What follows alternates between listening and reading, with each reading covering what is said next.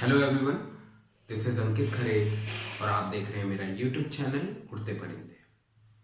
तो आज की इस क्लास में हम लोग पार्ट 1 जो हमने अपलोड किया था, इंट्रोडक्शन टू यूक्लिड्स ज्योमेट्री, उसी को हम लोग यहाँ पे कंटिन्यू करेंगे। ओके, तो अगर आपने वहाँ पर पार्ट 1 को नहीं देखा है, ठीक है, पार्ट 1 को अगर आपने पहले नहीं देखा है तो प्लीज़ उसे पहले देखिए, क्योंकि इसमें पूरा यूक्लिड्स कौन थे, उनका कंट्रीब्यूशन क्या था और बहुत सारी चीज़ें डिस्कस की गई हैं। ठीक है, तो आप इस वीडियो में प्रॉपरली कनेक्ट हो पाएंगे। ओके, तो चलिए आज की इस क्लास को हम लोग स्टार्ट करते हैं, जो कि है यूक्लिड्स ने जो एक्सियम्स दिए थे, है ना, रैंडमली उन्होंने रैंडमली यहाँ पे पिक किए गए हैं, है ना, जो कि हमारी एनसीईआरटी की बुक में दिया हुआ है। ओके, तो जैसा कि एक्सियम और पोस्टुलेट्स नॉर्मली हम लोग जानते हैं वो, ठीक है, रियल लाइफ में भी होता है ना, ऐसी बहुत सारी चीजें जिन्हें हम कह देते हैं कि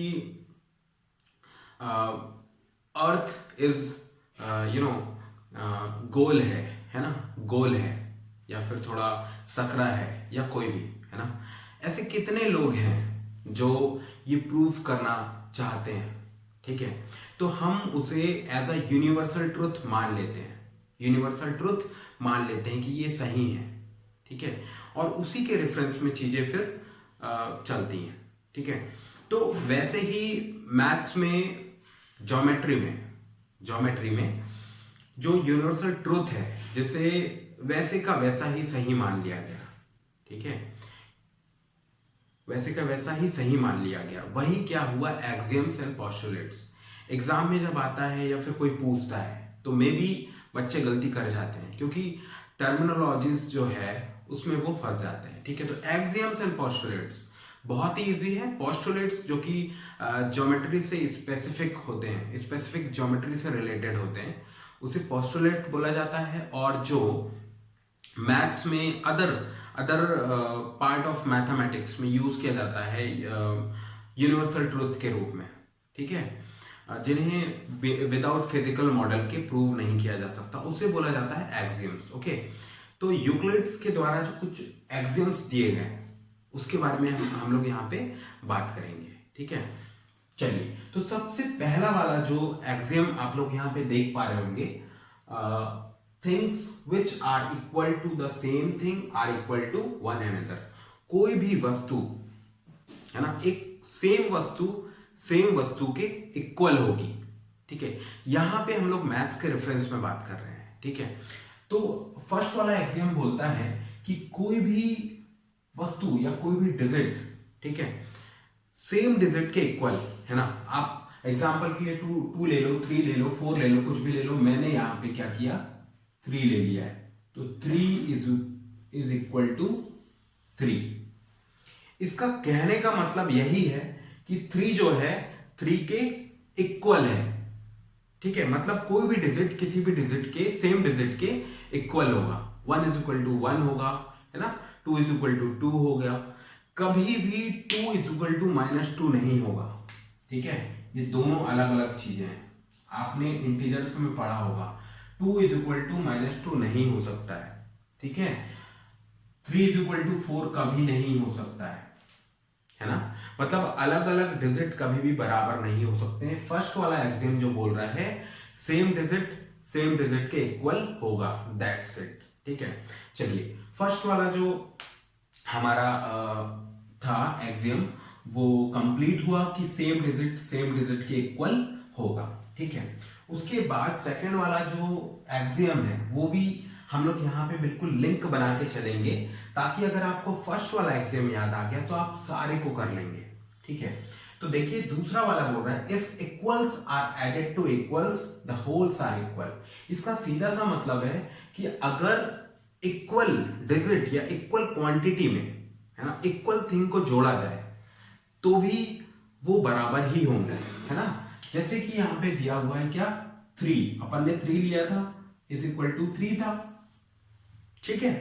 अगर हम दोनों साइड 2 को प्लस कर देते हैं, क्या प्लस कर देते हैं, 2 को प्लस कर देते हैं, ठीक है, तो यहां पे भी 3 + 2 5 और 3 + 2 5 होगा, ठीक है। मतलब अगर कुछ इक्वल है ना, कुछ इक्वल है, कोई वस्तु या कोई डिजिट आपस में इक्वल है और इक्वल में दोनों तरफ सेम थिंग से ऐड कर दिया जाए या प्लस कर दिया जाए या जोड़ दिया जाए तो भी वो क्या होंगे, इक्वल होंगे। अगर मैं एग्जांपल के लिए यहाँ पे लेता हूँ, चलो 7 ले लिया, ठीक है, तो 7 यहाँ भी प्लस किया, 7 यहाँ भी प्लस किया, तो आप देखो 3 + 7 कितना होता है 10, 3 + 7 कितना हो गया 10, मतलब 10 = 10। ठीक है, दूसरा एक्सियम भी आपको समझ में आ गया होगा कि if equals are added to equals the wholes are equal. ठीक है, मतलब इक्वल में अगर सेम थिंग को प्लस किया जाए तो भी वो आपस में क्या होंगे, इक्वल होंगे। ठीक है, अब उसके बाद हम यहां पे देख लेते हैं, if equals are subtracted from equals the remainders are equal. Sorry, तो यहां पे आप देखिए 3 को हमने लिया था, यहां पे भी 3 ले रहे हैं, पर इसका कहने का मतलब यह है कि अगर दो डिजिट आपस में इक्वल हैं और इक्वल ही होते हैं वो तो, ठीक है, तो उन दोनों में अगर सेम थिंग को माइनस किया जाए, सेम थिंग को सब्ट्रैक्ट किया जाए, तो भी जो रिमाइंडर बचेगा घटने के बाद, सब्ट्रैक्ट होने के बाद, वो भी आपस में क्या होंगे, इक्वल होंगे। बिल्कुल, बहुत ईजी है। ठीक है, तो अपन ने 3 लिया था, तो 3 में अगर हम 1 माइनस, सॉरी, पहले एक काम करते हैं, दोनों को अपन लिख लेते हैं, 3 = 3। अगर दोनों में हमने 1 माइनस कर दिया, ठीक है, तो आप लोग इजीली देख पा रहे होंगे, 3 में से 1 माइनस करा, 3 में से 1 माइनस करा, ठीक है, तो क्या होगा, 3 - 1 2 होगा, 3 - 1 भी क्या होगा, 2 होगा। तो पहले भी 3 = 3 था और उसके बाद 1 1 दोनों तरफ से जब सब्ट्रैक्ट किया तो भी वो क्या है, इक्वल है, 2 = इक्वल। ठीक है, अगर इक्वल में से सेम थिंग को माइनस किया जाए, पहले अगर वो इक्वल थे तो बाद में भी क्या होंगे, इक्वल होंगे। आगे जब आप बड़ी क्लास में जाएंगे, ठीक है, या फिर आपने 8th क्लास में भी किया होगा पक्षांतरण, है ना, पक्षांतरण, और ऐसे बहुत सारे एप्लीकेशंस आपने यूज किए होंगे कि दोनों साइड पे, लेफ्ट हैंड साइड और राइट हैंड साइड में +1 कर दिया या 3 से मल्टीप्लाई कर दिया दोनों तरफ। ठीक है, ऐसे टाइप के क्वेश्चंस किए होंगे। तो दोनों तरफ सेम एप्लीकेशन करने पे कोई फर्क नहीं पड़ता है, मतलब पहले अगर वो इक्वल थे तो भी बाद में वो इक्वल होंगे। ठीक है, ये अपन ने कर लिया। उसके बाद 4th वाला जो एक्सियम है वो बोल रहा है, things which coincide with one another are equal to one another. इसका सीधा सा मतलब है, अगर कोई वस्तु आपस में कोइंसाइड करती है, ठीक है, कोइंसाइड करती है मतलब संपाती है, जैसे कि मैं आपको एक लाइन का एग्जांपल दे रहा हूं, लाइन सेगमेंट ले लेते हैं, लाइन सेगमेंट। ये देखिए, ये एक मैंने लाइन सेगमेंट लिया, ठीक है, अगर कोई और लाइन सेगमेंट इसमें पूरी तरीके से कोइंसाइड होती है, कोइंसाइड है ना, तिरछी हो रही थोड़ी सी, बट अगर ये बिल्कुल सीधी की सीधी कोइंसाइड होती है, ठीक है, तो पहले ये ए बी लाइन सेगमेंट था, ठीक है, और पी क्यू जो है, पी क्यू जो बाद में मैंने यहाँ पे कोइंसाइड करवाया, जो आपस में मतलब कोइंसाइड हो रही थी, एक दूसरे को ओवरलैप कर रही थी, बिल्कुल 100% ओवरलैप कर रही थी। तो आपस में क्या हुए, ये ए बी और पी क्यू, जो कि दोनों एक दूसरे को कोइंसाइड है, कोइंसाइडेड है, मतलब एक ही लाइन पे, एक ही लाइन रेखा पे, ठीक है, रेखाखंड पे। तो इसका मतलब यह है कि ए बी = पी क्यू, दोनों जो है रेखाखंड, दोनों जो लाइन सेगमेंट में आपस में क्या है, इक्वल है।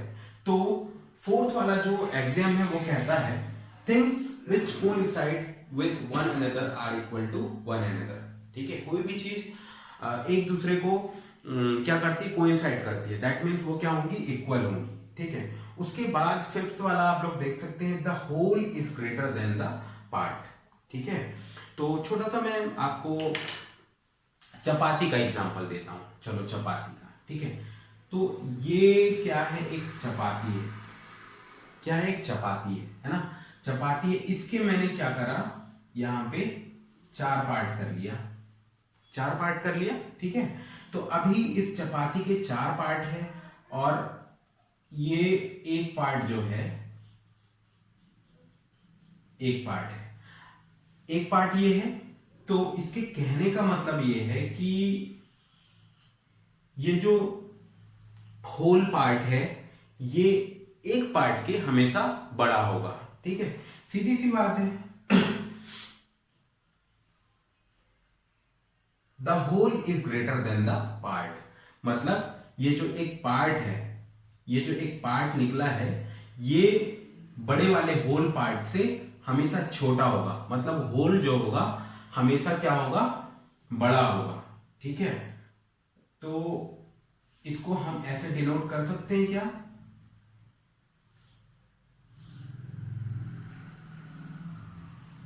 ये एक जो पार्ट है, ये जो एक जो पार्ट है हमेशा होल से छोटा होगा, मतलब whole is greater than the part, ठीक है। इसका कहने का मतलब ये है। उसके बाद सिक्स्थ वाला जो एक्सियम है वो आप इजीली देख पा रहे होंगे यहाँ पे, things are double of the same things are equal to one another, okay. तो कोई भी डिजिट आपस में अगर इक्वल है, दोनों को डबल कर दिया तो भी वो बाद में भी क्या होंगे, इक्वल होंगे, ठीक है। जैसे कि फर्स्ट वाले एक्सियम में हमने 3 लिया था, 3 इज इक्वल टू 3, है ना, 3 इज इक्वल टू 3 आपस में इक्वल है। पहला वाला जो एक्सियम है वो कहता है कि सेम डिजिट आपस में क्या होते हैं, इक्वल होते हैं, ठीक है। अब 6 वाला जो एक्सियम है वो कह रहा है कि दोनों को अगर डबल कर दिया जाए, दोनों को अगर डबल कर दिया जाए तो भी वो आपस में क्या होंगे, इक्वल होंगे, ठीक है। तो 3 इंटू 2 क्या हो गया, 6, और 3 इंटू 2 6, मतलब 3 इज इक्वल टू 3 पहले भी ये इक्वल था और बाद में जब डबल कर दिया दोनों तरफ तो भी ये आपस में क्या है, इक्वल है, ठीक है। तो 6 वाला एक्सियम भी हमने देख लिया है। अब हम देखते हैं 7th में क्या कहना चाहता है, things which are halves of the same things are equal to one another, ठीक है। तो अभी भी हम सेम जो एक्सियम हमने फर्स्ट वाला लिया था वही लेंगे। क्या बोला है, things which are halves of the same things are equal to one another. तो सिंपल सी बात है, लैंग्वेज में मत जाओ, ठीक है। वो कहने की कोशिश कर रहा है कि अगर कोई दो डिजिट आपस में इक्वल है, अगर दोनों को हाफ हाफ कर दिया जाए तो भी वो क्या होंगे, इक्वल होंगे, ठीक है। तो पहले वाले एग्जाम में हमने 3 लिया हुआ था, फिर से ले लिया। अब क्या बोल रहा है, दोनों को हाफ कर दें, दोनों को हाफ कर दें तो भी वो आपस में क्या होंगे, इक्वल होंगे, ठीक है। दोनों आपस में क्या होंगे, इक्वल होंगे। 3/2 को अगर हम सॉल्व करेंगे तो क्या होगा, 1.5। तो आप पहले वाली कंडीशन देखो, 3 इज इक्वल टू 3 था और बाद में जब हमने दोनों को हाफ हाफ कर दिया तो भी वो आपस में कैसे हैं, इक्वल है, ठीक है। आई होप आप लोगों को ये जो आज की क्लास है, एक्सियम्स, सातों एक्सियम्स बिल्कुल आपको समझ में आ गए होंगे, ठीक है।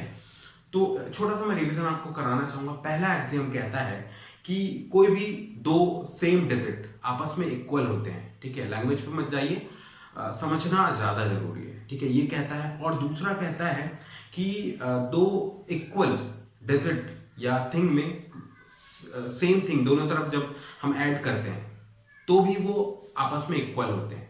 और वही बात आती है किसमें, घटाने पे, माइनस करने पे, सबट्रैक्ट करने पे। सेम थिंग इक्वल, दो इक्वल थिंग है उसमें सेम थिंग जब हम माइनस करते हैं, पहले वो इक्वल थे तो बाद में भी इक्वल होते हैं। उसके बाद फोर्थ वाला पॉइंट बोल रहा था कि कोई वस्तु आपस में अगर कोइंसाइड करती है एक दूसरे को, कोइंसाइड मतलब जैसे हमने रेखाखंड लिया था, ये लिया हुआ है, अगर कोई रेखाखंड पूरी तरीके से कोइंसाइड करती है या ओवरलैप कर देती है ना, या बिल्कुल संपाती है ना, बिल्कुल जैसा पहला वाला जा रहा है वैसा दूसरा भी है, सेम लेंथ, ठीक है, तो वो आपस में क्या होती है, इक्वल होती है ना।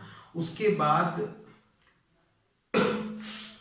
सॉरी, फिफ्थ वाला जो एक्सियम था वो क्या कह रहा था कि हमेशा होल पार्ट जो है, जैसे मैंने चपाती बताया है ना, उसमें से एक टुकड़ा हमने तोड़ लिया तो वो हमेशा जो टुकड़ा होगा ना होल पार्ट से छोटा होगा। तो स्टेटमेंट क्या बोला कि whole is always greater than part, ठीक है।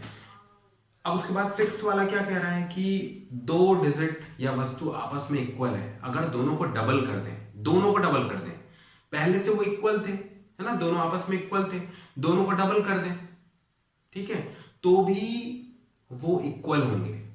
ठीक है, जैसे 3 into two is equal to 3 into two क्या होगा, 6 इज इक्वल टू 6। पहले भी 3 आपस में 3 के इक्वल था और बाद में जब डबल कर दिए तो भी वो आपस में इक्वल हुआ। उसके बाद हमने यहाँ पे एग्जांपल देख ही लिया था 7th वाले एक्सियम का कि किसी भी डिजिट को या दो नंबर्स हैं या दो वस्तुएं हैं आपस में अगर इक्वल है तो उन्हें जब हाफ कर देते हैं दोनों को तो भी वो क्या होते हैं, इक्वल होते हैं। ठीक है, चलिए तो ये रिवीजन भी हो गया। अब हम जो नेक्स्ट वाला पार्ट बनाएंगे यूक्लिड ज्योमेट्री का, ठीक है, इंट्रोडक्शन टू यूक्लिड ज्योमेट्री। ठीक है, इस सेगमेंट को बिल्कुल मत छोड़ना। अगर पार्ट 1 समझ में नहीं आया है फिर से उसे देखिए तो आपके अंदर जो है इंटरेस्ट जागेगा मैथ्स के प्रति, यूक्लिड्स ज्योमेट्री और सारे ज्योमेट्री के प्रति। ठीक है, तो इस वीडियो को भी देखिए अगर समझ में ना आए तो, ठीक है। अदरवाइज आप कमेंट करके मुझे बता सकते हैं कि सर ये बात हमें बिल्कुल समझ में नहीं आई है। ठीक है, और हाँ, नेक्स्ट वाला जो पार्ट आएगा पार्ट 3, उसमें हम लोग पोस्टुलेट्स को डिस्कस करेंगे कि कौन कौन से पोस्टुलेट जो हैं वो यूक्लिड्स ने दिए थे। ठीक है, तो अगर आपको मेरा चैनल अच्छा लग रहा हो, मेरे द्वारा बनाई गई जो वीडियोस है अच्छी लग रही है तो प्लीज़ मेरे चैनल को सब्सक्राइब कीजिए, दोस्तों में शेयर कीजिए, लाइक कीजिए, कमेंट कीजिए और मुझे सपोर्ट कीजिए। Thank you so much.